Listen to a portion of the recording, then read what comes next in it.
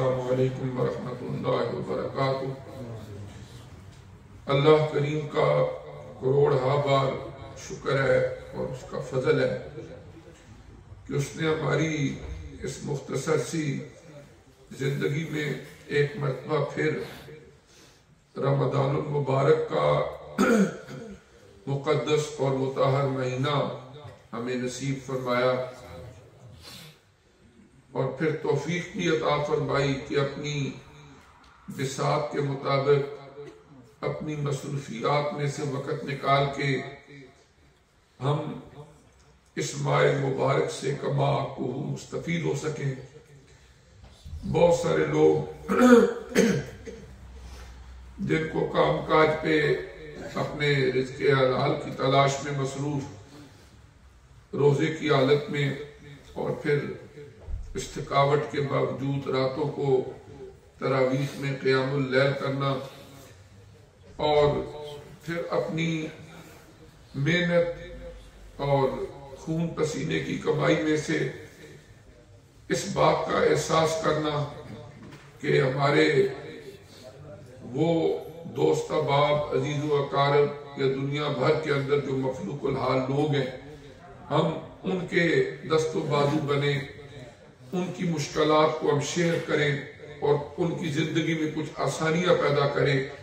بحمد اللہ تعالی یہ اللہ تبارک و تعالی کے فضل اور کرم کے بغیر ممکن نہیں۔ اور پورا مہینہ رمضان المبارک کا گزارنے کے بعد حضور نبی کریم علیہ السلام کی مدنی زندگی کے دوسرے سال میں حضور صلی اللہ علیہ وآلہ وسلم نے رمضان المبارک کے اختتام پر شوال المکرم کی پہلی تاریخ کو عید الفطر منائی، 2 ہجری میں جب رمضان المبارک کے روزے فرض ہوئے، اور اس وقت سے لے کر آج تک جہاں جہاں مسلمان دنیا کے جس حصے میں بھی بستے ہیں، وہ رمضان المبارک کے اختتام پر شوال المکرم کی پہلی تاریخ کو عید الفطر مناتے ہیں۔ اب عید الفطر، اس کی اہمیت اور فضیلت کیا ہے؟ یہ مسلمانوں کے لیے ایک خوشی کا بھی دن ہے، احتساب کا بھی دن ہے، اور پھر عمومی طور پر مختلف اقوام و ملل میں جب کوئی خوشی کا اظہار کرنا ہوتا ہے تو اس کے لیے ایسے طریقے اختیار کیے جاتے ہیں کہ جس میں ہر طرح کی عیاشی فحاشی کو رواج دیا جاتا ہے، اور وہ کہتے ہیں کہ ہم اپنا فیسٹیول منا رہے ہیں، اپنا تہوار منا رہے ہیں۔ لیکن ہمارے دین اسلام میں اس تہوار، اس خوشی کے دن کو اللہ تبارک و تعالی کی بارگاہ میں سر بسجود ہونے سے خاص کر دیا گیا کہ صبح اٹھو، نماز پڑھو، اس کے بعد تیاری کرو، عیدگاہ میں آؤ، مسجد میں جاؤ اور عید الفطر کی نماز ادا کرو۔ اس طرح اللہ کے حضور سر بسجود ہونے سے ہم اپنے دن کا آغاز کر رہے ہیں۔ اور پھر ہمارے دین کی ایک خوبی یہ بھی ہے کہ جب کوئی تہوار یا فیسٹیول منایا جا رہا ہو تو صرف امیروں کے دولت قدوں میں ہی چراغ نہ جلے، بلکہ معاشرے کے غریب اور وہ لوگ جو مشکل میں زندگی گزار رہے ہیں ان کے بھی دست و بازو بنو، اور اس تہوار پر جو صدقہ فطر کو واجب کیا گیا، اس کی بھی بڑی حکمت یہی ہے کہ عید کی خوشیوں کے اندر معاشرے کے غریبوں کو، بیواؤں کو، یتیم بچوں کو، ان کو بھی شریک کیا جا سکے۔ تو اس طرح اس دن کو احادیث مبارکہ میں یوم الجائزہ بھی فرمایا گیا، حضور نبی کریم صلی اللہ علیہ وآلہ وسلم نے اس دن کو فرمایا کہ یہ یوم الجائزہ ہے، اور یوم الجائزہ کا مطلب ہوتا ہے کہ انعام کا دن۔ جس طرح آپ دیکھتے ہیں کہ کوئی بھی ٹورنامنٹس ہو رہے ہوتے ہیں یا سپورٹس کا کوئی فنکشن ہو رہا ہوتا ہے، پہلے وہ جو کچھ بھی اپنی کارکردگی دکھاتے ہیں، پھر اس کے بعد ایک دن آتا ہے جس دن ان کو ٹرافیز دی جاتی ہیں، ان کو پرائزز دیے جاتے ہیں، ان کو ایوارڈز دیے جاتے ہیں۔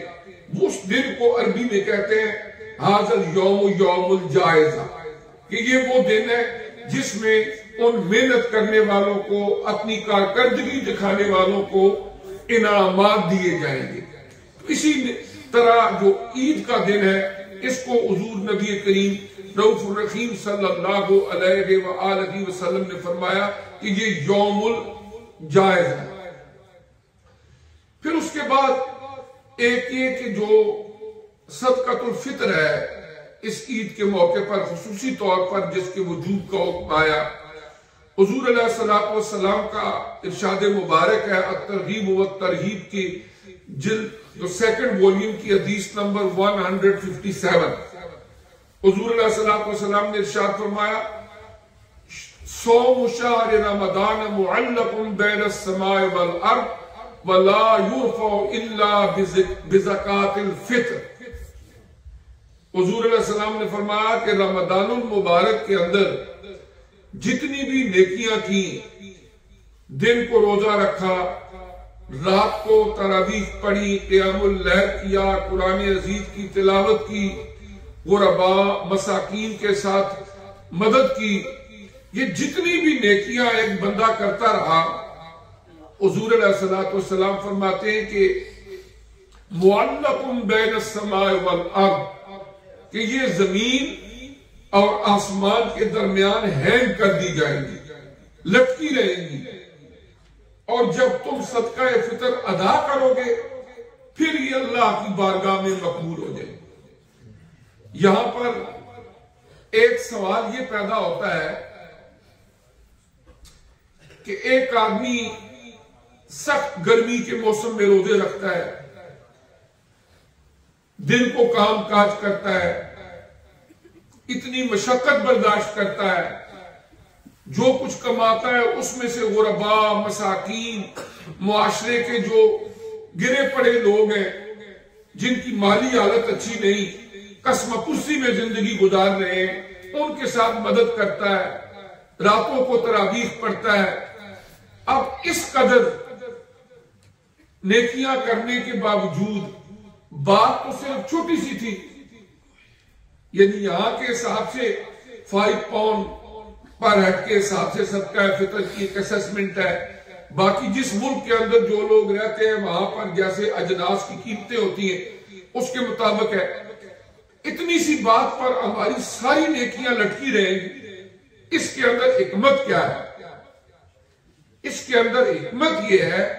کہ اللہ کریم اپنے بندوں کو یہ تلقین اور یہ میسج دینا چاہتے ہیں کہ میری رضا کے لیے، اپنی بہتری کے لیے، اخروی نجات کے لیے تم نے بڑی محنت کی، تم نے بڑی کوشش کی، اپریشیٹڈ، لیکن اس زمین پر بسنے والے میرے وہ بندے جو کسب پرسی اور غربت میں زندگی گزار رہے تھے، میرے حکم کے باوجود تم نے ان یتیموں، ان مسکینوں کا خیال نہیں رکھا، لہذا تم صدقہ فطر ادا کرو۔ جب کوئی یتیم بچہ، کوئی بیوہ عورت، کوئی انتہائی غریب یا معذور اس تک کے پہنچے گا، وہ پیٹ بھر کے کھانا کھائے گا، اس کے چہرے پر مسکراہٹ آئے گی، میں تمہاری ساری نیکیاں قبول کر لوں۔ اس میں ایک پیغام یہ ہے کہ صرف تسبیحات کر لینے سے، نوافل پڑھ لینے سے اور صرف عبادت کافی نہیں، بلکہ اس زمین پر بسنے والے دیگر جو ہمارے ہیومن فیلوز ہیں ان کی غم گساری کرنا،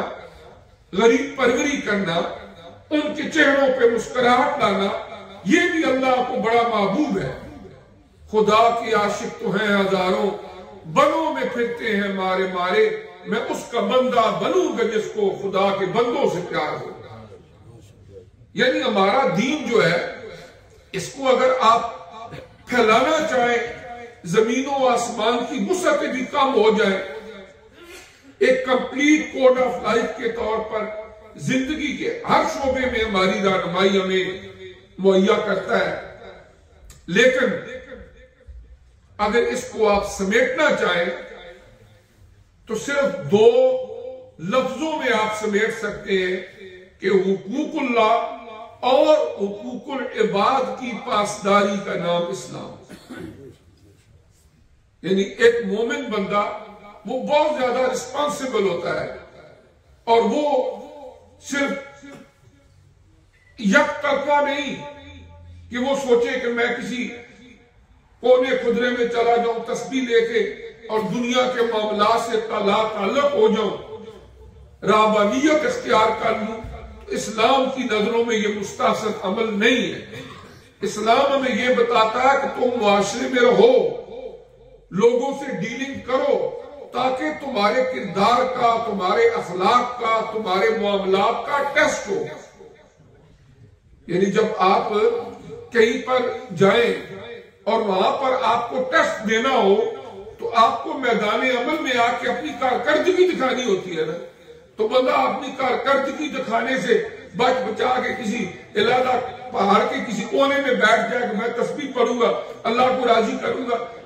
لا رہبانیت فی الاسلام، حدیث مبارکہ میں اسلام میں رہبانیت نہیں ہے، دنیا سے قطع تعلقی نہیں ہے. ہمارے پیارے نبی صلی اللہ علیہ وآلہ وسلم نے اس معاشرے کے اندر رہ کے آپ کا ایک کردار شام سیریا کی سرزمین میں ایک ٹریڈر کے طور پر، ایک تاجر کے طور پر آپ کی شخصیت ہمیں نظر آتی ہے. آپ مال تجارت لے کے جاتے ہیں، وہاں پر بیچتے ہیں، اور اسی بنیاد پر حضرت سیدہ خدیجہ الکبریٰ رضی اللہ تعالی عنہا جو مکہ کی امیر ترین عورت تھی، ان کا مال جب آپ لے کر گئے،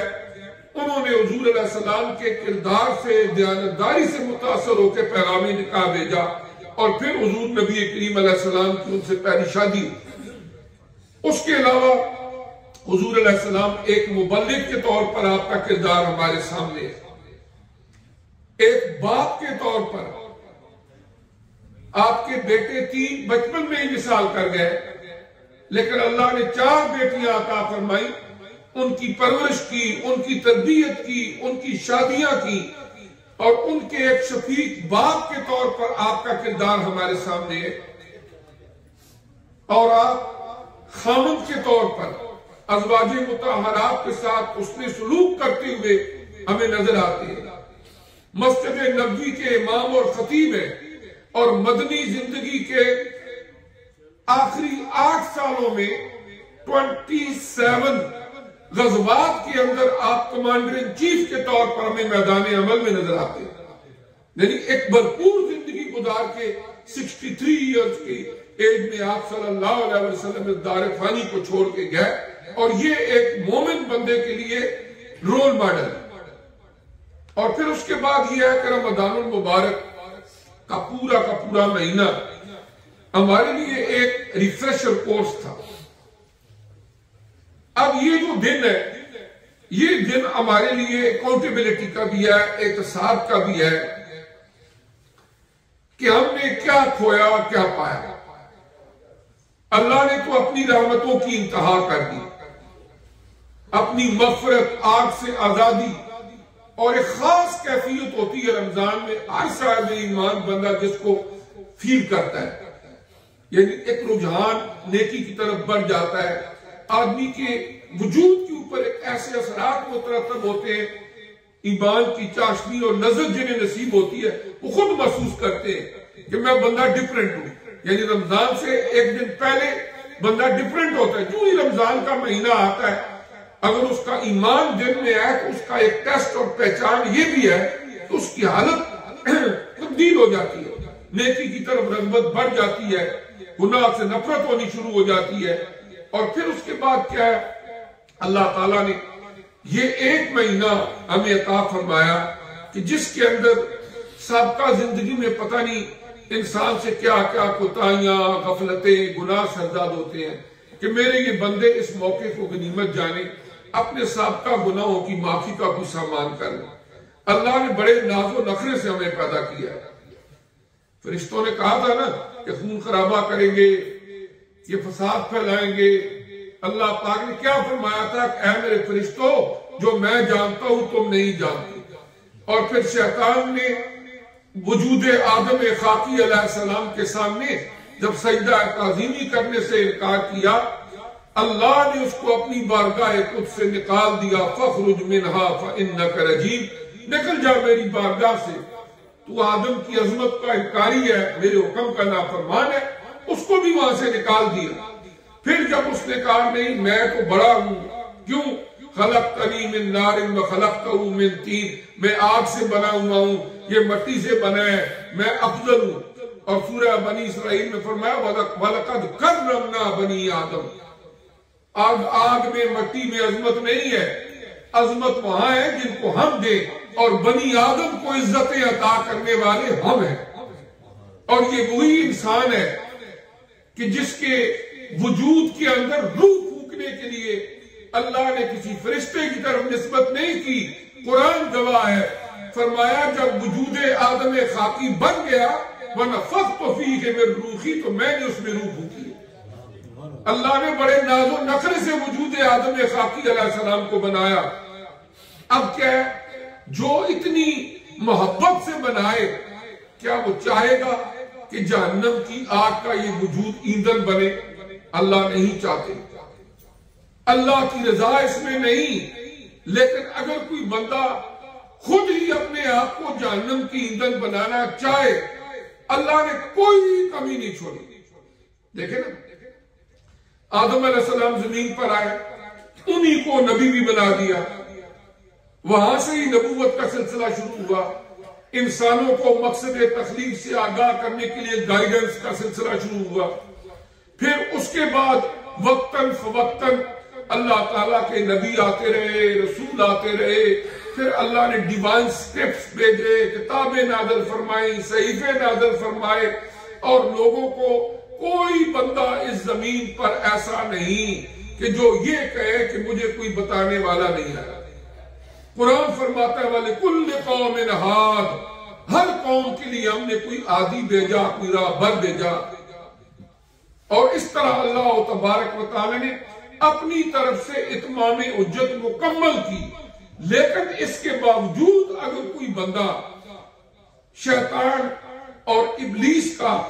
پیروکار بن کے اپنے آپ کو جہنم کی طرف ہی لے کر جانا چاہے، تو پھر وہ اپنے کرتوتوں کی وجہ سے جہنم میں جائے گا، اللہ کی مرضی شامل نہیں۔ اللہ یہی چاہتے ہیں، اللہ کے نبی پوری کوشش کرتے رہے، بے شمار اذیتیں، بے شمار مشکلیں برداشت کر کے بھی کہ مخلوق خدا جنت کی لازوال نعمتوں سے مالا مال ہو۔ لیکن اس کے باوجود کچھ بندے ان کی بات سننے کی بجائے اس زمین میں کوئی دولت کے نشے میں تھا، کوئی اقتدار کی دھن میں مست تھا، اور کسی کے اوپر اقتدار کا نشہ چلا ہوا تھا۔ اب کیا ہے، وہ سارے تباہ و برباد ہو گئے۔ لیکن اللہ تبارک و تعالیٰ نے اپنے نبیوں کو پھر بھی عزتیں اور عظمتیں عطا فرمائی۔ اس طرح یہ ہے کہ رمضان کا پورا مہینہ ہمیں یہ آگاہ کرنے کے لیے ہے کہ who you are، تم ہو کون؟ کبھی سوچا؟ جب تک بندہ اپنے منصب کی اہمیت کو نہیں پہچانتا، اس وقت تک اپنا کردار درست نہیں کر سکتا۔ اگر ایک بندہ کسی عدالت کا چیف جسٹس ہے، اس کرسی پہ بیٹھا ہوا ہے، وہاں پر بیٹھ کر اسے پتہ ہی نہ ہو کہ میں چیف جسٹس ہوں، پور پٹانگ حرکتیں کرے تو پوری دنیا کا میڈیا رپورٹ کرے گا کہ یہ ویری نان سینس بندہ ہے، اس کو پتہ ہی نہیں میں بیٹھا ہوں چیف جسٹس کی کرسی پر، حرکتیں اس کی دیکھو۔ یعنی کوئی بندہ جب اپنے منصب کو سمجھ جاتا ہے کہ میں اس منصب پہ بیٹھا ہوں، ایک بندہ ممبر پر بیٹھا ہوا ہو، اس کو پتہ ہونا چاہیے کہ میں اس وقت کس منصب پہ بیٹھا ہوں، اس کی حرکتیں اونٹ پٹانگ ہوں، تو وہ کیا ہوگا؟ سب لوگ کہیں گے دیکھو جی اس کو پتہ ہی نہیں بیٹھا کہاں ہے اور کر کیا رہا ہے۔ اسی طرح انسانی فطرت ہے، جب ہم اپنے آپ کو پہچانے کہ ہم کون ہیں، ہم اشرف المخلوقات ہیں، اور اللہ تعالیٰ نے ہمیں جتنی بھی اس کی کریشنز ہیں ان میں سے سپیریئر بنایا ہے، فرشتوں سے بہتر ہے انسان بننا، مگر اس میں پڑتی ہے محنت زیادہ۔ انسان اگر اللہ تبارک و تعالیٰ کی عظمتوں کا اقرار کر کے آگے بڑھتا چلا جائے تو کئی فرشتے بھی پیچھے رہ جاتے ہیں، انسانوں کا مقام اس سے بھی بڑھ جاتا ہے۔ لیکن جب گرنا شروع ہو جائے تو بسا اوقات شیطان سے بھی نیچے اسفل السافلین کی تہوں تک چلا جاتا ہے۔